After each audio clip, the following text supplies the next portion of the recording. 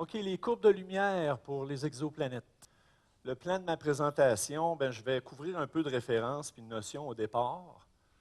Je vais parler des organismes qui sont intéressés par les observations, l'équipement, les logiciels que j'utilise.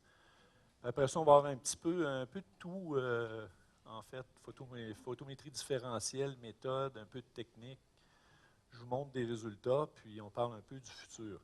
En fait, ma présentation, ce n'est pas une recette tout en un. Ce n'est pas quelque chose que vous allez après ça suivre étape par étape. C'est un petit peu plus complexe que ça. Ce que je veux démontrer, dans le fond, c'est vous donner de l'information. D'un, si ça vous intéresse, vous allez avoir de la lecture, vous allez avoir beaucoup d'informations à continuer par la suite. Puis, c'est le début d'une aventure, dans le fond. Donc, les références, j'ai mis les 4 principales. C'est les 4 mêmes que dans le cours de l'AVSO que Denis Conti donne. C'est les 4 références aussi qu'il met dans sa présentation, dans son cours. J'attire aussi le guide pratique de Denis Conti. Il va être traduit en français. Présentement, Jean-Bruno Desrosiers a fait un ébauche qu'il m'a envoyé chez moi. Donc, il va avoir un guide aussi français. Tout le reste est en anglais. Par contre, j'ai mis des sites essentiels. Je ne les passerai pas tout un après l'autre. Ils sont tous valables. J'ai mis 2 étoiles rouges, pas parce qu'ils sont plus importants, c'est que plus tard dans la présentation, je vais revenir à ces sites-là. C'est des sites où on va chercher des détails qu'on a besoin pour Astroimagie.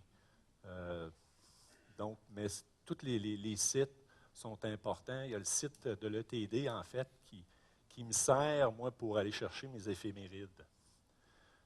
Pour la méthode de détection pour les amateurs, c'est la méthode de transit. Il y a différentes méthodes de détection pour les exoplanètes. Je n'embarquerai pas là-dedans. Pour la méthode de détection, ce que je disais, c'est ça, il y a plusieurs méthodes de détection.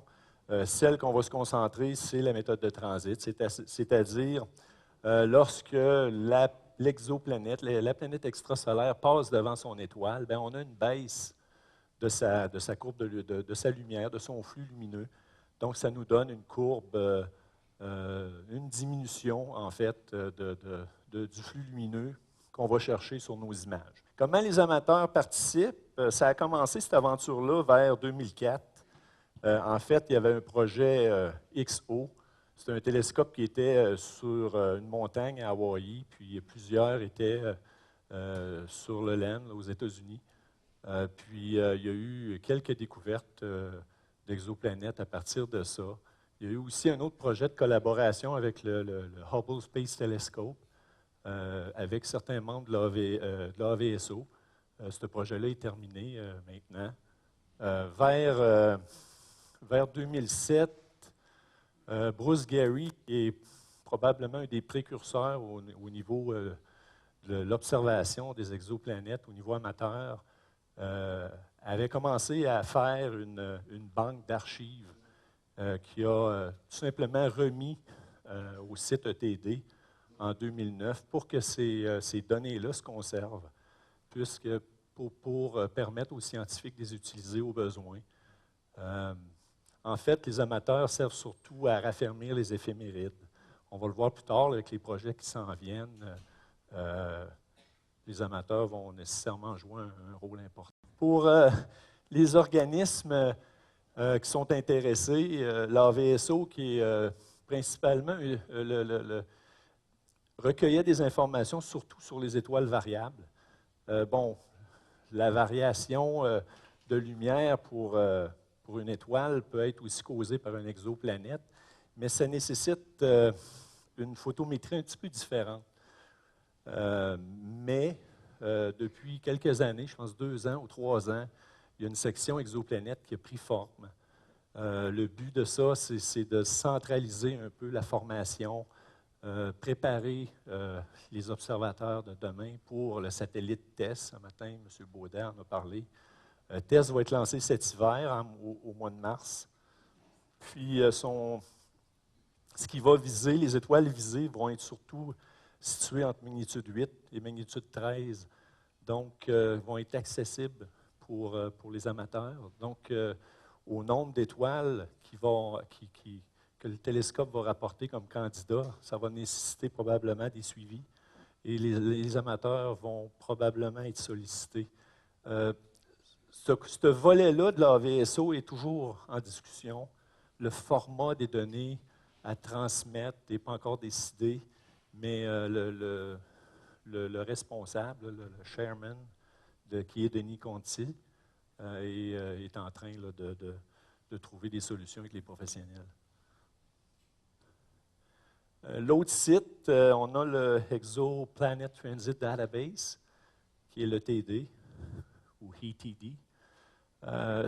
Celui-là fournit aux observateurs et aux chercheurs la liste des exoplanètes qui sont présentement répertoriées.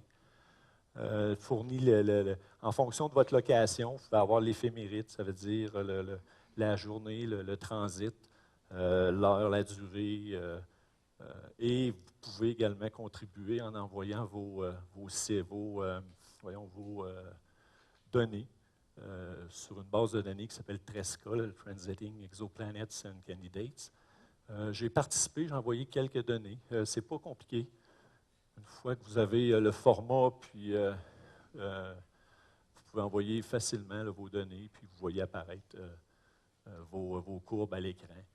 En fait, le site assez simple d'utilisation, dans le carré rouge, là, vous mettez votre location. C'est tout simplement la longitude, puis longitude en 0,360, vous partez de Greenwich, puis là, il faut vous ajouter ou vous soustrayez votre longitude, puis la latitude, puis vous avez après ça par jour les transits qui sont visibles. C'est en temps universel, il ne faut pas se tromper, l'heure est en temps universel, c'est-à-dire que présentement, ça c'est une éphémérite, je pense, d'aujourd'hui, du 25. Donc, ce soir, dans le Poisson, il y en a une qui est à 5 degrés S. C'est un petit peu trop bas. Fait que ça vous donne la hauteur du début. Ça vous donne la hauteur aussi dans le milieu et de la fin du transit. Donc, c'est des éléments que vous avez à considérer. Ça vous donne la magnitude de l'étoile cible ou l'étoile principale. Puis, la profondeur là, du engagé. Vous voyez que la profondeur, c'est la variation de magnitude. On est dans les centièmes. Il y en a dans les millièmes. Les millièmes, là, ça commence à être compliqué à aller chercher ces données-là. Ce n'est pas impossible, mais ça demande des bonnes conditions. Il faut maximiser la marge d'erreur. On va voir ça un petit peu plus tard. Mais c'est quelque chose qui est plus difficile. Pour le centième de magnitude, c'est atteignable assez facilement. Moi, mon observatoire, je ne l'ai pas construite. Les règles municipales, j'avais déjà un cabanon. J'ai acheté un SkyPod. J'ai pu mettre une table là, pour tasser le dôme, pour avoir accès au zénith.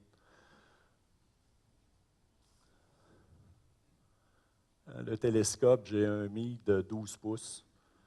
Ce qui est intéressant de ce télescope-là, c'est que je peux avoir une bande chauffante intégrée. J'ai également un fan qui est déjà intégré au télescope. Donc, ça me permet d'évacuer ce côté température-là. Parce que l'équipement, il y a un volet au niveau de l'équipement. C'est vraiment essentiel de stabiliser quelques temps avant le transit de nos équipements. Fait que ce télescope-là répondait à cette norme-là. Il y a beaucoup de petits collèges aux États-Unis qui l'utilisent. Puis en avant, généralement, je rajoute un pare-buée que je peux, en fait, qui me permet aussi là, de protéger les variations de température, la rosée, l'humidité. Pour ce qui est de l'appareil photographique, moi j'utilise une bonne vieille ST10 sans anti-blooming. Pas mal utilisée souvent en science pour sa sensibilité. J'ai une roue à filtre ici, CFW10 avec 10 filtres dedans. Je vais y revenir pour les filtres. J'ai l'ONAG de M. Baudin. J'ai le focuseur Optec avec un réducteur de focale intégré dedans pour amener le système à f5. J'ai une caméra guide en arrière, là, une Loadstar X2. Je contrôle tout ça en remote aussi. Moi, il faut que j'aille ouvrir le dôme, par contre. Mais après ça, je peux aller dans le sous-sol avec Remote Desktop. Puis je peux surveiller si tout va bien, là, si le télescope ne part pas en courant. Je peux regarder aussi, j'ai une caméra à l'intérieur qui peut bouger. Donc, je peux regarder si tout est correct. Puis, en fait, j'ai une petite caméra chinoise pour regarder le ciel. Je prends tout ça, donc, du confort du sous-sol, je peux voir ça sur une de mes écrans. Pour ce qui est des filtres photométriques, tout à l'heure, j'ai parlé de la CFW10. Ce matin, M. Baudin a mentionné dans sa présentation que l'ONAG laissait passer la lumière à l'imageur jusqu'à la longueur d'onde 750. Vous voyez tout de suite que 750, c'est directement dans le filtre rouge. Fait que si vous utilisez l'ONAG, en fait, souvent là, le filtre rouge n'est pas nécessairement utile parce que la lumière est bloquée par le miroir dichroïque. Par contre, souvent, on se sert surtout du BVR ou d'un autre fil que je vais mentionner plus tard, là, le Clear. C'est surtout les quatre filtres en photométrie qu'on utilise. Le UV, ça, je ne l'ai pas encore utilisé. Je me demande même s'il est dans ma roue. Mais en fin de compte, si on fait de la photométrie, il faut penser aussi au filtre photométrique éventuellement. Par contre, ce n'est pas essentiel.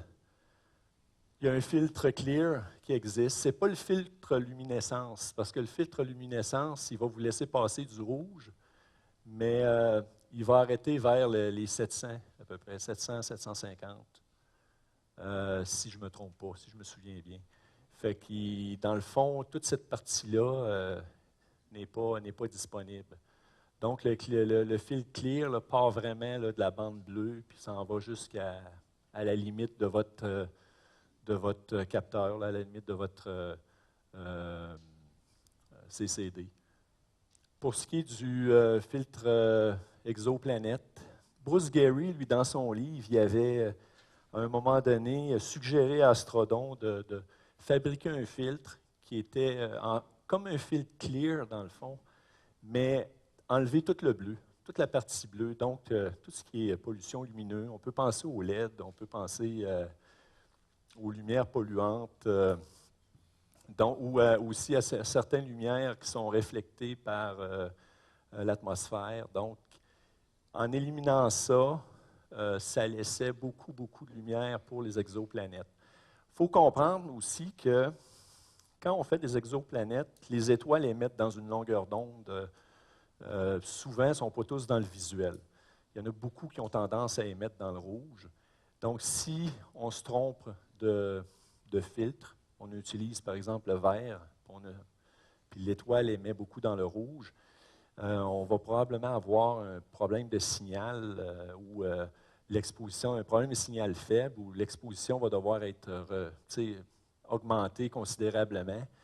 Donc, lui, Bruce Gary, disait pour les amateurs, c'est peut-être plus simple d'aller chercher toute la gamme au complet, mais en éliminant le bleu. Donc, c'est à considérer ça aussi là, pour la photométrie.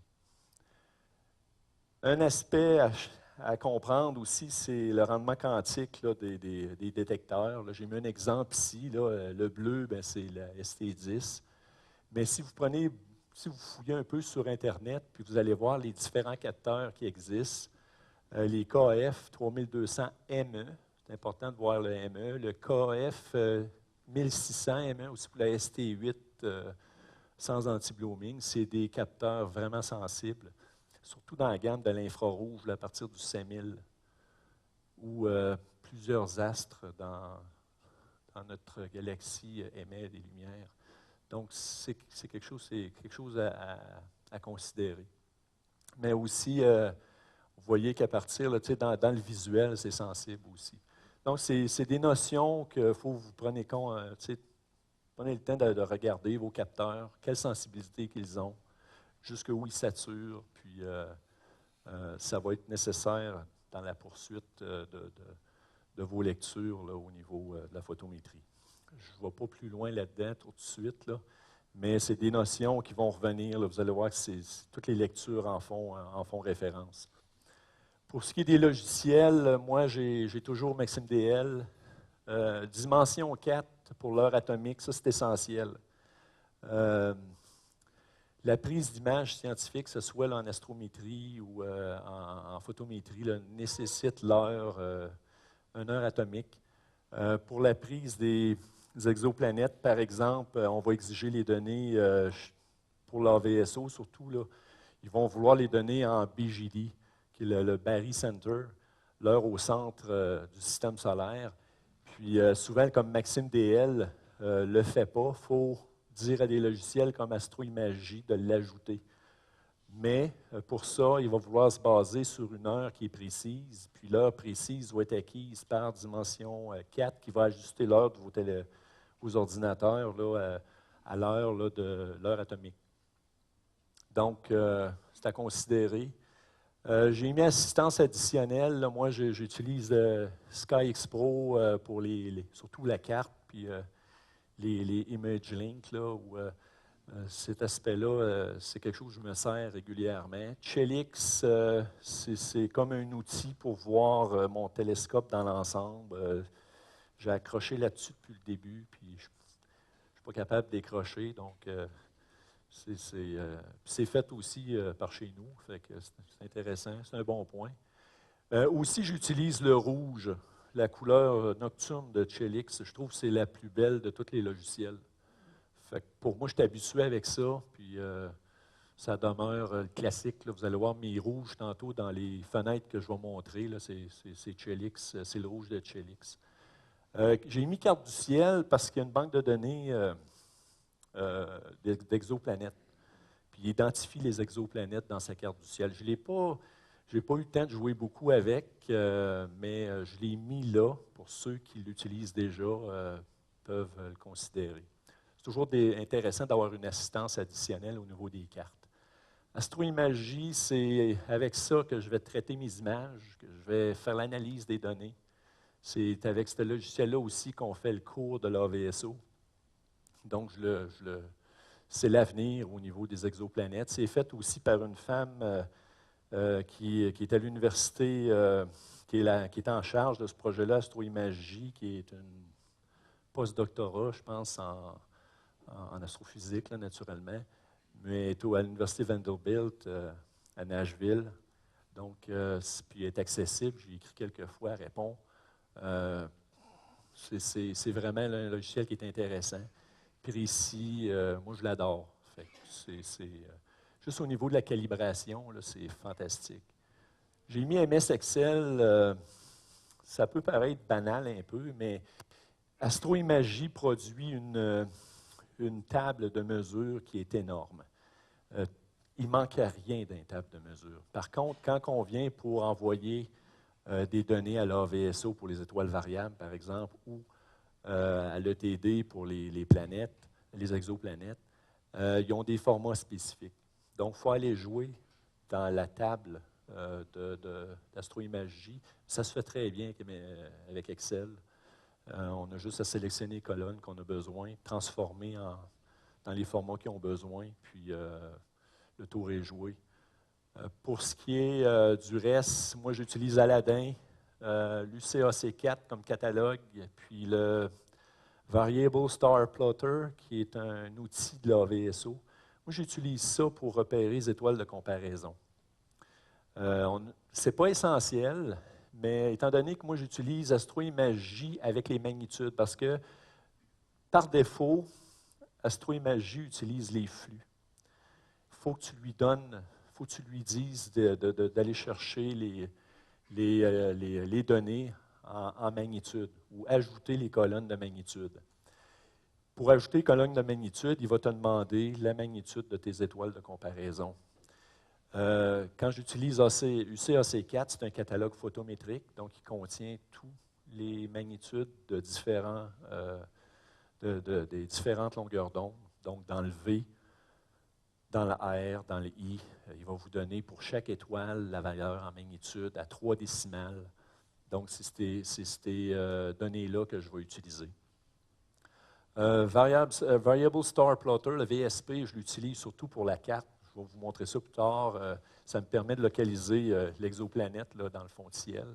J'ai mis C-MooneyWin. C-MooneyWin, moi, je ne l'utilise pas, mais pour le TD, il y a une fonction dans le logiciel, clique sur le bouton, puis il fait le format automatiquement pour le TD. Je l'ai mis là, je ne l'utilise pas. Je pense que l'avenir est plus vers Astroimagie.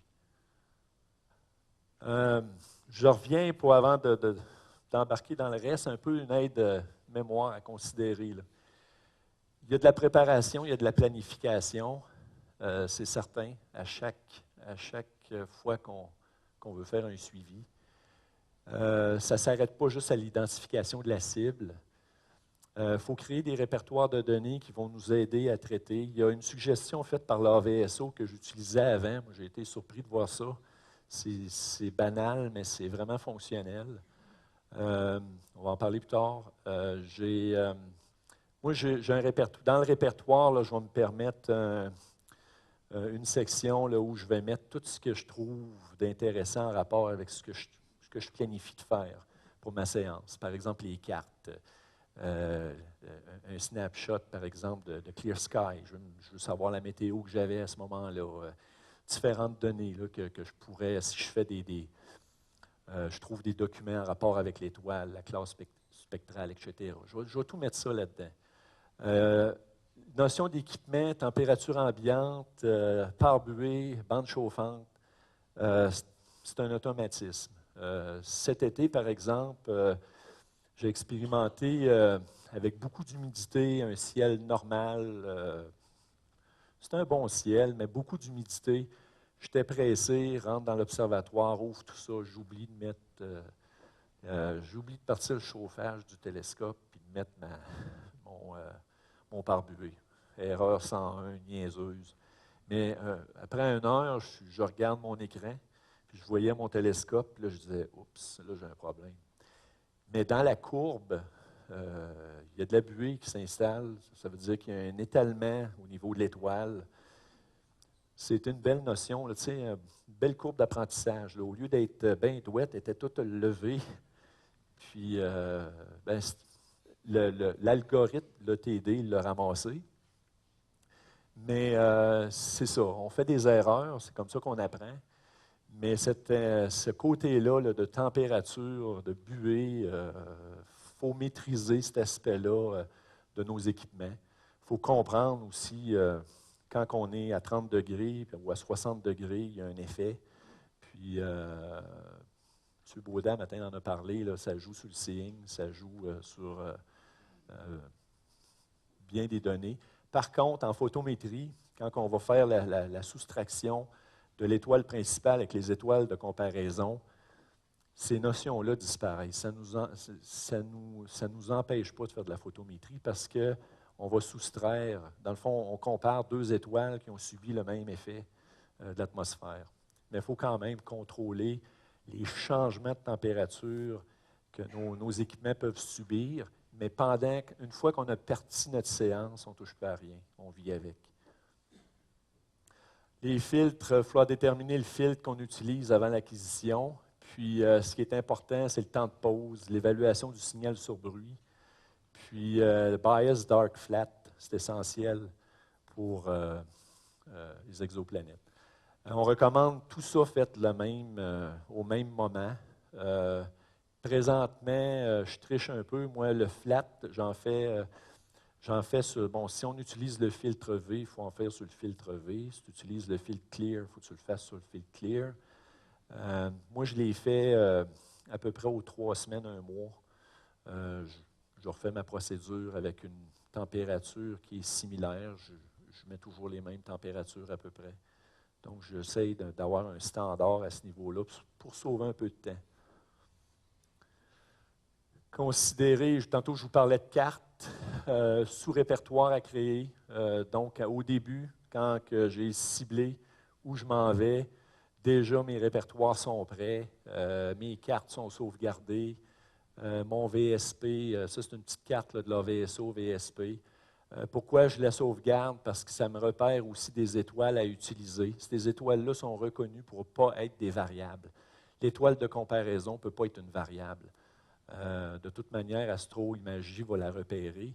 Il va vous dire, ça, ce n'est pas une étoile, elle varie trop, elle va vous mettre un code de couleur, elle va dire, je ne veux pas l'avoir. Il faut vous l'enlever. Mais vous sauvez du temps tout de suite en repérant l'étoile que vous avez besoin. Celle-ci, cette petite carte-là, c'est surtout c'est l'image que l'ETD donne. Puis, je trouve ça toujours facile, là, une comparaison. Par la suite, il faut évaluer notre temps de pause. Donc, on prend une image. Fiez-vous pas aux données qui sont inscrites là. Ça, c'est pendant l'évaluation. Ce n'est pas au même moment. Aussi, tantôt, on parlait de WASP-10, là, on parle de X5, X05. Ça, c'était un des défis que j'avais au début. Il nous donne le signal sur bruit. On peut l'évaluer facilement, mais la marge d'erreur, elle, qu'est-ce qu'elle me génère comme marge d'erreur? Puis, souvent, la manière de compenser, avec 200, un signal sur bruit de 200, on peut faire de la photométrie d'étoiles variables. Mais pour une exoplanète, ça peut être juste limite. Dans ce cas-ci, ça fonctionnait. La manière d'augmenter ça, si tu es en bin 2, là, tu es rendu à 500, 540. Donc, souvent, c'est plus que ça, oui, à peu près. Donc, souvent, c'est de considérer ça. C'est d'aller chercher un signal sur bruit qui est plus élevé pour diminuer l'erreur résiduelle que tes données vont aller chercher. Souvent, j'avais le résultat de l'erreur résiduelle quand je traitais mes images avec AIJ, il me donne toutes ces erreurs résiduelles-là. Sauf que des fois, on peut avoir de l'aide là-dessus avec certains fichiers Excel qui sont déjà sur Internet qui peuvent aider à évaluer tout ça. Le premier que j'ai trouvé, il évaluait juste le signal sur bruit. Encore là, je n'avais pas de marge d'erreur là-dedans. Par contre, c'est intéressant. C'est un petit fichier que j'ai trouvé sur ce site de Jean Dijon. Lui, il a mis ça à disponibilité sur son site web. Tu rentres les données de ton télescope, tu rentres les données de tes caméras, puis là, tu vas y mettre les efficients, le rendement quantique en fonction des longueurs d'onde. Ça, souvent, c'est fourni par le détaillant de vos caméras. Puis là, ça donne, grosso modo, disons pour une magnitude de 10, ça va dire, tu vas avoir 200, après 10 secondes d'exposition, tu vas avoir 314 de signal sur bruit. Puis il donne ça pour différentes magnitudes en fonction de temps. Il donne des exemples. Ce n'est pas précis, mais ça donne une idée. Pour moi, ça me donnait une idée, mais encore là, ça ne répondait pas à ma question. Il y a un Français, Stéphane Ferrafiat, que je salue, il va sûrement écouter ça. Lui, il a fait un autre genre de fichier Excel qui se branche directement sur le TD. Il va chercher différentes données, comme il va aller chercher la donnée de l'exoplanète, pour la journée donnée, il va calculer la profondeur de la variation. Là, tu lui rentres, au début, son élévation. À la fin du transit, son élévation. Tu prends une image, tu mets, par exemple, la valeur de son ADU, de l'ADU de l'image. Puis là, ça va te dire à la fin là, de la nuit, étant donné que l'élévation monte, ton ADU va augmenter. Donc, tu peux vérifier si, à la fin, si tu vas être saturé. Donc, c'est un outil qui est intéressant. L'autre cas, c'est en évaluant le signal sur bruit, ça te donne la marge d'erreur. Donc, si tu as une profondeur de 1 centième de magnitude, bien, ça te prend une marge qui est plus petite que le centième de magnitude. Sinon, tu vas étouffer. Ta courbe, elle va être dans le bruit, tu ne la verras pas. Donc ici, en montant le signal sur bruit là, c'est un exemple, là, mais ça va te donner là, ça donne 1 millième, mais c'est ça, c'est que tu vas rentrer ton signal sur bruit en fonction de toutes tes données, puis là, ça va te donner une marge de magnitude. La valeur en décibels, ici, c'est fait pour Si-Mooney-Win. J'ai parlé avec Stéphane, puis il a fait quelques modifications, entre autres pour indiquer dans quel bin qu'on est. Ici, ben, ça va te dire, si tu prends des images de 30 secondes, tu commences 1 heure avant le transit, tu finis 1 heure après, ben, tu vas avoir besoin de 500 images.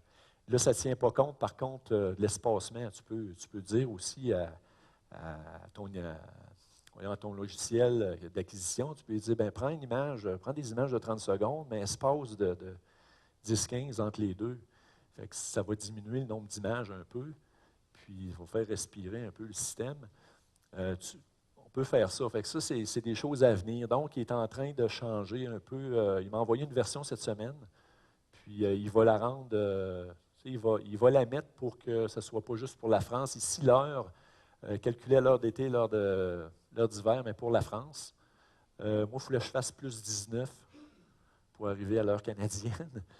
Mais là, il a changé ce côté-là, puis il a mis fuseau horaire. Donc, c'est quelque chose qui est en progrès. C'est un outil qui est intéressant à regarder, à utiliser, puis qui peut nous aider au niveau de l'évaluation de nos temps de pause. Ça, c'est un exemple d'acquisition d'images avec l'image rouge là, de Chelix. Moi, je me sers de Maxime DL. Bon, les données là-dedans sont à titre aléatoire, là, mais c'est comme ça que je me prépare. J'envoie les données là-dedans. Je ne prends pas de flat naturellement parce que je l'ai fait avant. Bon, là, j'étais en bin 2 cette fois-là, mais généralement, maintenant, je prends tout en bin 1. J'ai plus de signal. Ça, c'est un exemple aussi, une page écran. Quand j'ai ma page écran avec mes caméras, je vois mon observatoire, mais sur un autre écran, je peux surveiller mon acquisition, dans le fond, comment ça marche. Si j'ai ma petite fenêtre là, pour l'étoile guide, puis quand c'est parti, c'est parti. Là, un transit peut durer, par exemple, la première que j'avais faite, c'était X05. Je pense que c'est 5 heures de temps. Donc, tu pars ton télescope, puis pendant 5 heures de temps, tu fais des acquisitions d'images. Moi, je n'ai pas une monture équatoriale, j'ai une fourche, donc je n'ai pas de Meridian Flip. Thank God. Parce que c'est pas évident, les Meridian Flip, ça se fait. C'est une autre complexité là, au niveau des exoplanètes. Donc, c'est aussi, une fois qu'il est configuré, ça roule tout seul. Là, tu peux écouter la TV. Tu surveilles, voir si, si tu es toujours, s'il n'y a pas s'il n'y a pas une perte de l'étoile guide ou quelque chose du genre, là, si tout roule normalement. Une fois qu'on a acquis les images, mais là, c'est là que le fun commence. Je me sers d'Astroimagie. Astroimagie, dans le fond, quand on l'ouvre, ça nous donne juste un petit rectangle. Puis là, il y a plusieurs qui disent « Ouais, mais je fais quoi avec ça? » Là, c'est pas compliqué. Dans le fond, avec le menu File, là, tu rouvres une séquence d'images. Tu n'es pas obligé de lui dire, tu lui indiques le chemin. Il va loader ta séquence d'images. Par la suite, avec le bouton de calibration, qui est Data Processor, en fait, c'est là que tu vas appliquer les bias, les dark et les flat. L'algorithme qui a été mis en place là-dessus, c'est un algorithme qui est fait par des scientifiques. Donc, surtout, c'est l'université à Nashville qui a fait ça. Vont appliquer dans le fond, les bias, les dark, les flat. Il va appliquer le bias sur le dark, puis il va appliquer le dark sur le flat. Donc, pour appliquer le dark sur le flat, ça te prend absolument des bias. Puis, il fait ça d'une shot. Il va tout renommer chaque étoile. Il va lui donner, comme moi ici, je disais, va créer un sous-directory, voyons, un répertoire pipeline out, met le suffixe out à chaque fichier. N'oublie pas de mettre ça en S32. Puis start, puis il fait 240 images, là, ça dure à peu près 30 secondes. Puis il processe tout ça. Si j'ai une erreur, là, il n'y avait pas de flat. Il faut que tu renommes ton fichier. Là. Je voulais juste un screen, une image du logiciel, là, mais je me suis trompé rendu là. Avant de faire ça, par contre, il y a deux petits icônes à considérer. La première, c'est de vérifier l'espèce de petite clé jaune. C'est de vérifier les éléments qu'il y a dans notre en-tête. Puis l'autre à côté, c'est pour s'assurer qu'il identifie l'objet dans le FitSetter. Mais généralement, si vous l'avez déjà, vous pouvez tout annuler ça ici. Vous pouvez dire, prends tout du FitSetter. Et c'est pour donner un exemple, j'ai dit, rentre manuellement la coordonnée de l'objet. Fait que quand on va au prochain, ça c'est la prochaine fenêtre qui rouvre, c'est pour le FitSetter. Il faut prendre votre logiciel d'acquisition, il faut regarder les FitSetters qu'il produit, puis il faut mettre les mêmes appellations ici. Il faut absolument que ce soit identique. Il faut que ça suive les standards des deux logiciels. Là. Lui, il faut qu'il reconnaisse, dans le fond, le FitSetter de votre logiciel d'acquisition. Ici, ça c'est souvent, il n'est pas coché. Il faut absolument lui dire, ajoute une ligne pour le BGD. Parce que la majorité des logiciels d'acquisition qu'on utilise au niveau commercial pour amateurs n'ont pas le barycenter. Donc, il faut lui dire d'ajouter ça. Donc, c'est ici qu'on lui dit, n'oublie pas de calculer, de convertir dans le fond le jour julien là, en BGD. Puis ici, c'est là qu'on peut y rentrer des données manuelles. Par exemple, si vous faites d'acquisition avec un logiciel qui ne met pas vos coordonnées, bien ici, vous pouvez programmer votre observatoire, puis la choisir. Fait automatiquement, il va mettre vos données d'acquisition. Comme moi, il les a lues directement dans mon FitSetter. Puis ici, vous pouvez dire, bon, ben, c'est WASP 28. Puis vous cliquez Enter, puis il va aller automatiquement sur Sinbad, puis il va vous chercher les coordonnées. Donc, une fois qu'on a fait ça, c'est là qu'on fait Start. Puis là, il fait la calibration des images de façon assez rapide. Puis, à la fin, il vous donne une image qui est passablement traitée, claire, sans trop de bruit dedans, traitée pas de façon agressive, mais plus d'une approche scientifique. Fait que tout à l'heure, on voit le fameux W. Je pense que c'est la même image que tout à l'heure, puis probablement l'exoplanète, c'est celle-là ici. Fait qu'une fois qu'il m'a donné ça, moi, la manière que je fonctionne, c'est que je vérifie mon répertoire. Il est supposé avoir tout sauvegardé ça dans un pipeline out ou dans un autre sous-répertoire que vous créez. Puis, je vais tout fermer. Puis, je vais réouvrir. Puis là, je vais réouvrir toute ma séquence de out. Première chose que je fais, je vais évaluer. Ici, c'est le Seeing Profile, là, mais c'est pour aussi évaluer l'aperture ou les cercles pour l'évaluation de la photométrie. Donc, lui, il donne tout de suite une évaluation de 6, 11, 17. On fait tout simplement Save. Il garde ces données-là. Donc, il a sauvegardé, dans le fond, la grosseur des cercles pour la photométrie. Par la suite, on va choisir, ce n'est pas cette fenêtre-là, là, mais on va choisir, j'ai été obligé d'enlever des slides, parce que j'aurais pu parler jusqu'à 10 heures. Puis, j'ai essayé d'éliminer le plus possible. Là. Mais par la suite, on choisit nos étoiles, dans le fond, notre variable, puis 2 comparaisons. Minimum, ben, on peut en prendre plus. Si, advenant le cas qu'il y aurait plus que 2 variables, on pourrait en prendre 2, 3, 4 variables. Puis, on pourrait prendre plus qu'une étoile de comparaison aussi. Puis là, après ça, une fois qu'on fait Enter, là, il produit les données.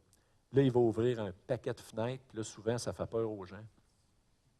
La première fois, ça donne un petit choc, là, parce qu'il trouve 5 fenêtres d'une manière assez rapide, puis une table de données qui contient une centaine de colonnes. Mais une fois qu'on maîtrise ça, c'est pas compliqué. Une des fenêtres, c'est pour contrôler l'aspect du graphique, l'entête, par exemple, les ingress, egress, ingress, la valeur en X, en Y.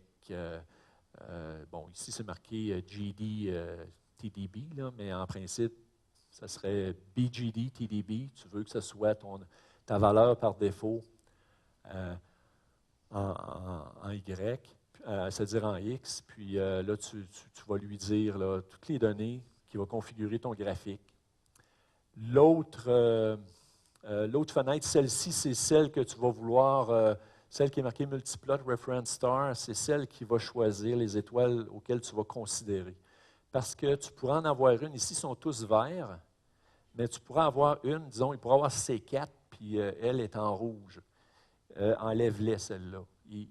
Quand elle est en rouge, c'est qu'il dit que le signal là, va venir varier des données. Ça peut être une variable, ça peut être une erreur dans la lecture. Il la refuse, dans le fond, mais étant donné qu'AIJ est un logiciel qui n'est pas tout automatique, c'est l'usager qui décide des actions.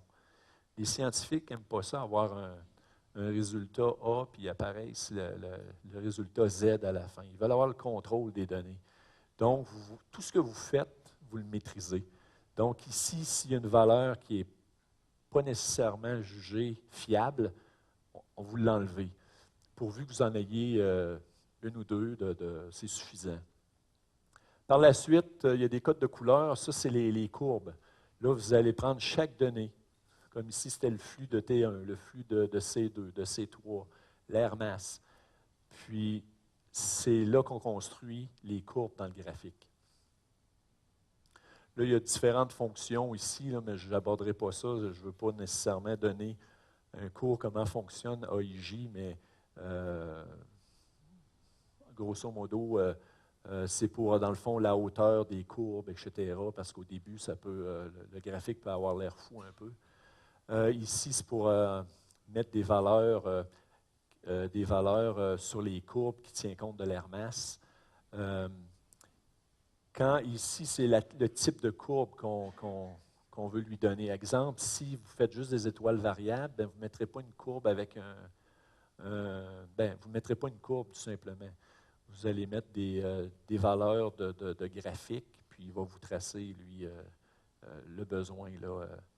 Puis si vous mettez la courbe, là, il va vous ouvrir des fenêtres pour les exos. Fait qu'une fois que, quand vous mettez l'espèce de petite courbe dans une des fenêtres, il y a une fenêtre spécifique pour les étoiles, pour les exoplanètes qui va ouvrir. Là, je reviens aux 2 petites étoiles que j'avais dans les sites web au départ. Un des sites web qui est, bon, moi j'utilise, il y en a d'autres, je pense que dans la liste, il y a quelques sites web qui se répètent au niveau des données. Mais il y en a un, c'est exoplanet.org. Lui, il va donner certains éléments essentiels là, sur l'étoile, puis sur la période. Puis c'est ces données-là qu'on va mettre dans le haut. Les données qu'on va chercher, exoplanet.org. Et ensuite, étant donné que toutes les cases sont vertes, ça veut dire qu'ils acceptent les données. Les jaunes, c'est des données qu'il faut aller manuellement mettre. Ça, c'est au niveau du lane darkening. Ça, c'est le coefficient là, d'assombrissement, ils appellent ça en français le coefficient d'assombrissement centre-bord. C'est lorsque l'exoplanète entre. Puis ce coefficient-là, il est calculé en fonction de la longueur d'onde. Donc, il faut aller sur un des sites que j'ai mis l'étoile, qui est ExoFace, puis on lui indique c'est quoi l'exoplanète qu'on a choisi, la longueur d'onde, puis quelques éléments qu'on retrouve sur exoplanet.org. Dans le fond, c'est la température, la métallicité, puis le log G.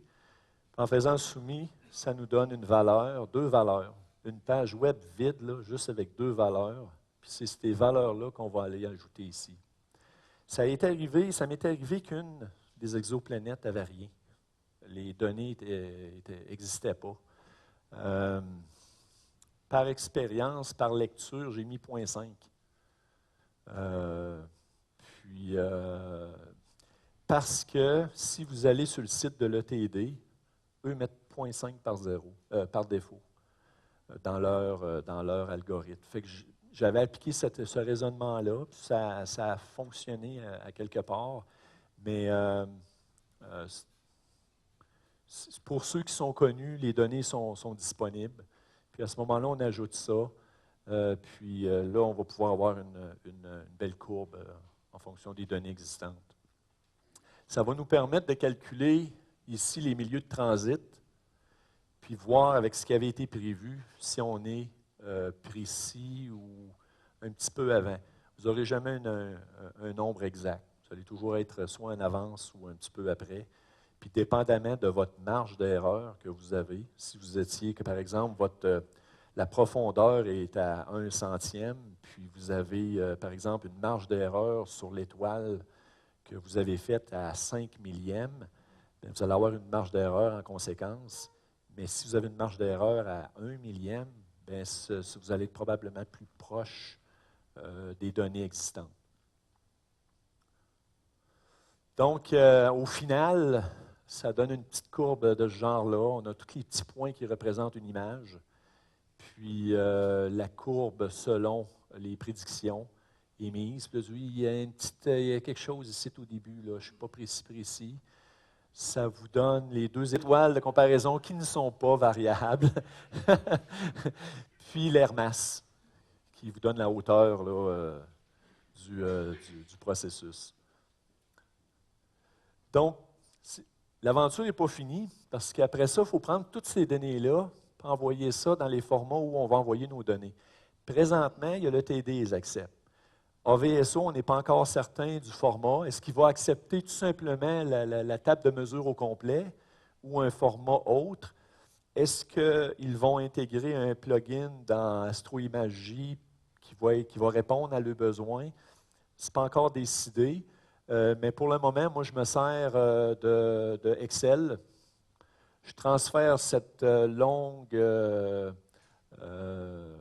table de mesure, là, qui est le measurement qu'ils appellent, là, dans le logiciel. J'envoie ça dans Excel, j'envoie ça dans le fond, un workbook d'Excel. Je m'ouvre une petite page que j'appelle ETD. Puis ETD, les autres ont besoin, dans le fond, pas du Berry Center, du BGD. Ils ont besoin du GD. Puis, bon, là, il faut faire une petite opération de calcul qui est la variable, dans le fond, ou l'étoile host, star, l'étoile cible, moins une étoile de comparaison, puis ajouter les marges d'erreur. Voyez-vous, ici, j'étais à 6 millièmes. Probablement que j'aurais dû exposer un petit peu plus longtemps. Bon, mais c'est souvent là que je me rendais compte de mon erreur résiduelle. Puis, quand je voyais ça, je disais, wow, c'est élevé. Mais maintenant, avec l'outil qu'on est en train de tester avec Stéphane en France, je pense qu'il va m'aider beaucoup à diminuer ces valeurs-là. Donc, une fois que ça c'est fait, il y a un autre petit en tête, là, c'est pas exactement ça qu'il faut mettre pour ETD, mais une fois que ça c'est fait, on va sur le site d'ETD, on rentre l'exoplanète, on fait Browse, on va chercher notre fichier. Ça, c'est un exemple du fichier qu'ils ont besoin. Dans le fond, ce qu'il veut, c'est la petite formule. Les autres, ils appellent les erreurs, ils appellent ça S1. Puis, il faut lui indiquer l'aperture. L'aperture, c'est le cercle qu'on se sert pour aller faire la photométrie d'ouverture au début. C'est la grosseur de ce cercle-là. Il faut retenir quelle valeur. C'est pour ça que quand j'utilise AstroImagerie, on peut tout sauver les pages qu'on utilise. Je vais aller sauver la petite page qui avait mon seeing parce que ça me donne mes mesures. Donc, parce qu'une fois qu'on a tout fermé ça, des fois, il faut y retourner, puis je suis capable de m'en rappeler. Fait qu'eux ont besoin de ça. Après ça, le filtre, là, j'avais utilisé le filtre luminescence parce que mon clear n'était pas dans ma roue à filtre à ce moment-là. Puis lui, il accepte, puis il faut lui dire que c'est en magnitude. Puis eux sortent une courbe en ajoutant les résiduels ici, ils te recalculent tes résiduels, puis ça sort instantané. Là. Celle-là, c'est une belle courbe quand même, elle est assez évidente. J'ai d'autres résultats à vous montrer. Ça, c'est ma première que j'avais faite. Puis on m'avait dit que j'avais commencé avec une solide, là, une difficile, parce que ça durait 193 minutes. Ça, c'est juste la courbe. Fait qu'il faut que tu commences 1 heure ou une demi-heure avant, puis tu finisses 1 heure après. Donc, on parle de 3 heures et quelques. C'est une courbe de 5 heures. J'avais fait des expositions de 40 secondes. Probablement qu'avec 50, j'aurais réduit le bruit. Mais bon, c'est un premier essai, puis ça a donné quelque chose de pas si pire là, au début. Par la suite, quand on dit partir 1 heure avant, je n'ai manqué le bout. J'ai eu une grosse mise à jour Windows du printemps. Fait que c'est ça. On apprend avec l'expérience. Fait qu'il faut l'important de partir de bonne heure, puis peut-être les journées d'avant, faire un restart ou redémarrer l'ordinateur. Moi, j'ai un ordinateur, une tour, je n'ai pas les nouveaux là, à dure épreuve. J'ai une grosse tour dans le SkyPod qui roule là depuis 3 ans avec un écran flat, 32 Go, full kit. Là. Il est plugué sur le réseau, il roule à l'année, il n'arrête pas. S'il manque d'électricité, il repart. Mais de temps en temps, il faut le redémarrer. Puis c'est souvent là qu'il va aller chercher ses mises à jour. Parce que j'y ai dit, moi, quand tu te mets à jour, touche pas au driver. J'ai donné des directives parce qu'avant, il effaçait mes drivers. Puis souvent, les logiciels qu'on utilise ont des vieux drivers, puis ils pensent que c'est plus utile. Donc, une expérience, des fois, on apprend comme on dit, on apprend avec les heures de millage, les heures de pilotage. Celle-là est intéressante parce qu'on est au mois de juillet. Au mois de juillet, là, il fait noir tard, il fait clair de bonne heure. Donc, celle-là, ça a comme tombé parfait. Une des rares nuits claires, 74 minutes la durée. Puis ça commence à minuit 19, puis ça finit à 1h30. Il faut soustraire 4 heures l'été. Puis ça me donne une belle petite courbe. Je suis avec un fil V. Parfait. Ça a bien été, puis celle-ci. Puis ça, c'est comme un algorithme. Dans le fond, ça, c'est tes données. Puis là, il applique un Trench Removal. Il applique l'air masse. Ah, c'est ça, la masse est appliquée finalement entre les deux, OK. Puis là, ça corrige la courbe. Puis celle-ci, c'est une toute récente, puis le ciel était mauvais ce soir-là. C'était quand même une durée assez longue, 194 minutes. Je n'ai pas pu la partir 1 heure avant, c'était pas beau, c'était nuageux. Puis à un moment donné, j'étais prêt, par contre. Puis à un moment donné, ça s'est éclairci. J'arrivais pas à avoir un signal sur bruit satisfaisant. Puis j'étais pressé là, parce que ça commençait.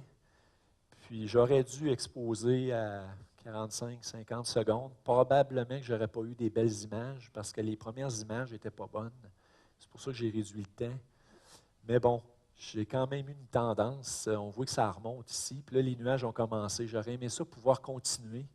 Fait qu'on aurait pu voir vraiment une tendance ici là, au bout du graphique. Une tendance parce qu'on voit vraiment là, sur le graphique que les étoiles montent. Là. Fait qu'on peut voir vraiment la cuve. Et ici, elle a déjà commencé. Fait que, puis on voit l'air masse, là, je finissais très bas rendu là. Donc, il y avait beaucoup d'humidité dans l'air. Le seeing n'était pas vraiment bon.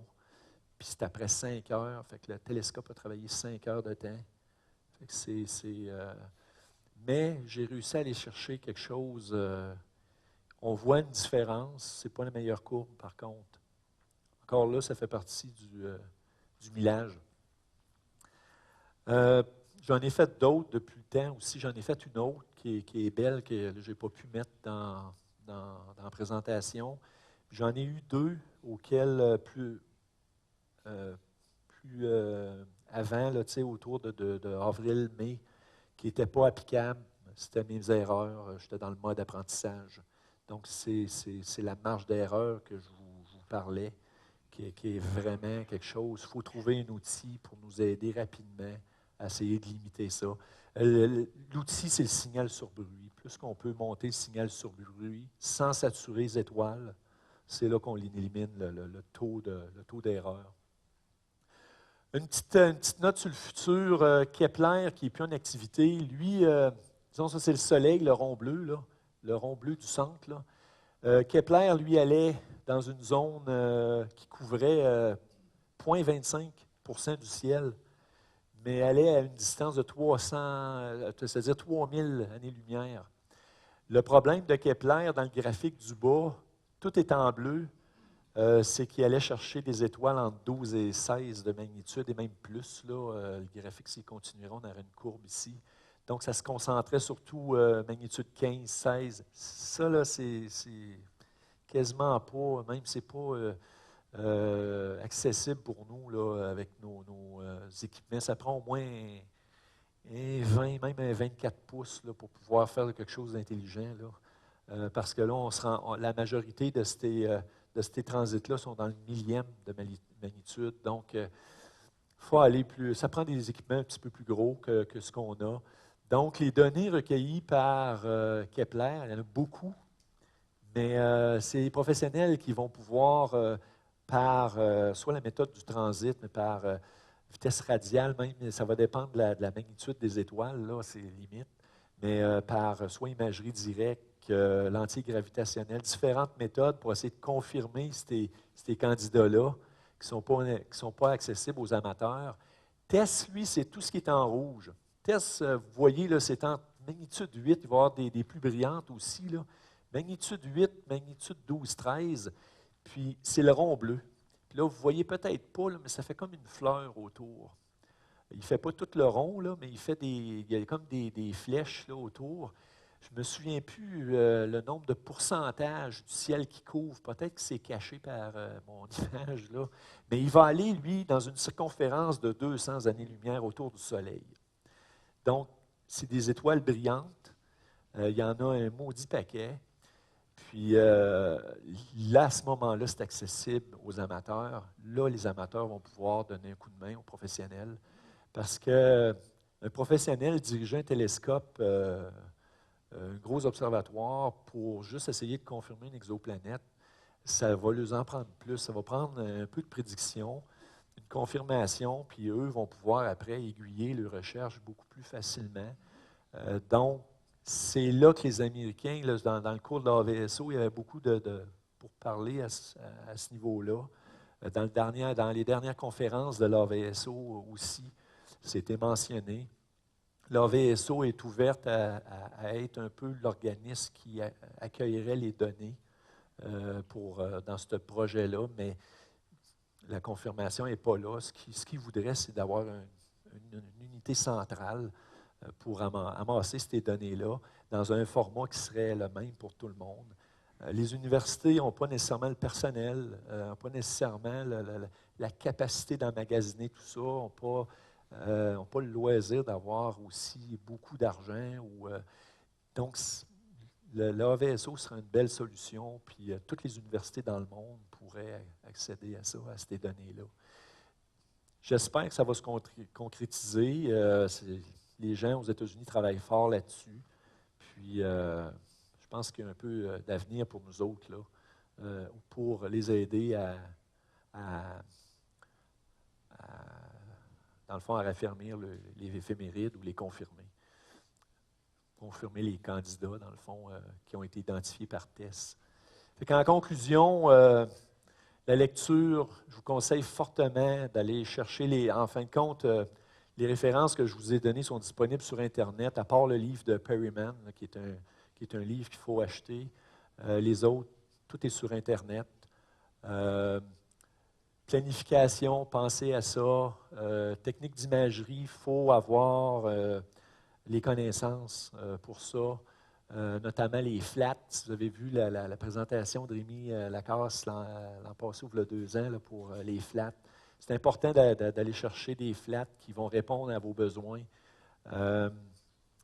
Maîtrisez les détails techniques, maîtrisez vos instruments. Astroimagie à un endroit va demander des détails techniques sur votre caméra, par exemple. Donc, le bruit électrique, etc., le dark current. Donc, il faut que vous soyez capable d'aller chercher ces détails-là. Je pense que tout le monde est au courant de ça, là. Mais il faut connaître nos appareils. Les logiciels, utiliser les logiciels appropriés, mais toute acquisition, tout logiciel d'acquisition qui fait des fits, même les DSLR, dans le fond, j'ai vu des fichiers de conversion qui ramenaient les fichiers en fit, peuvent être utilisés. Mais ce que j'ai vu au niveau exoplanète, c'est surtout des caméras dédiées pour l'astronomie. Notion de température, humidité, atmosphère, négligez pas ça. Il faut se préparer d'avance, il faut tempérer nos équipements avant la prise de photos. Les sites qui sont présentement actifs. Il y en a d'autres, par contre, mais comme les Kelts, j'oubliais de mentionner, là, les Kelts, c'est des observatoires qui sont liés à une université en Ohio, puis à Nashville, justement, la gang qui font astroimagie, puis sont liés avec des chercheurs aussi en Arizona. Puis eux avaient beaucoup de champs d'études, autant les amateurs que les 2 observatoires Kelt professionnels qui cherchent aussi l'étude d'exoplanètes. Puis le logiciel Astroimagie, là, il se démarque vraiment là, pour la photométrie différentielle. Là. Des questions? Oui, vas-y, Yannick. Serge, belle présentation, merci beaucoup. À date, ce que tu cherches, tu sais déjà qu'il va y avoir un transit à telle heure, de telle heure à telle heure, donc tu fais l'enregistrement de données pour les rendre disponibles. Est-ce qu'il y a des projets qui existent pour faire la découverte? Donc, faire un scan grand champ puis sortir les données d'un paquet d'étoiles là, dans ce champ-là durant la nuit?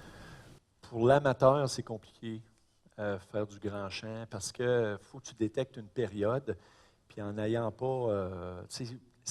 Ça serait possible, là, mais prendre plusieurs images, c'est d'aller à la pêche, dans le fond, avec le gros hameçon pour essayer de pogner un méné. C'est mieux, là, quand est-ce va sortir tous les candidats, là, il va y avoir des besoins. Ça va être des confirmés. Il va y avoir des faux positifs là-dedans, c'est-à-dire des étoiles doubles. Il va y avoir beaucoup de c'est là que oui, oui. Parce qu'on est dans des faibles magnitudes. On peut participer à faire de la photométrie avec les variables. Il y en a des tonnes. Damien, qui est ici, en fait beaucoup. J'en ai fait aussi, moi, pour tester le logiciel OIJ, pour envoyer mes données à l'AVSO un peu. Il y a beaucoup de champs d'ouverts. Pour les exoplanètes, c'est plus tough, c'est plus dur. Je dirais plus d'aller vers ce qui existe déjà pour l'instant. Oui? Oui, merci Serge. J'ai 2 questions. Oui. Première question, je cherchais la semaine passée le fichier de travail Excel de Stéphane Farafiat, puis il n'est pas là. Stéphane l'a enlevé, je pense, de son site web pour le modifier. Il me l'a envoyé jeudi parce que je viens demander des modifications dessus. Il va le remettre disponible, là. C'est question de temps. Est-ce que ce serait possible peut-être de le mettre quelque part sur le site là, du colloque CCD? Oui, mais comme je te dis, il travaille dessus. Puis il veut le mettre disponible, là. Stéphane, il est bien ouvert. En passant, Stéphane, il y a une chaîne sur YouTube de tout ça, t'aider, comment utiliser ça, comment utiliser le logiciel MuniWin et tout ça. Puis Serge, éventuellement, il va y avoir une chaîne aussi. Oui, je vais mettre tout ça, je vais mettre tout ça à jour. Puis s'il y a des besoins de formation quelconque sur AIJ, je suis bien ouvert à utiliser ça. Il va y avoir de l'avenir. Merci beaucoup. Merci beaucoup, Serge.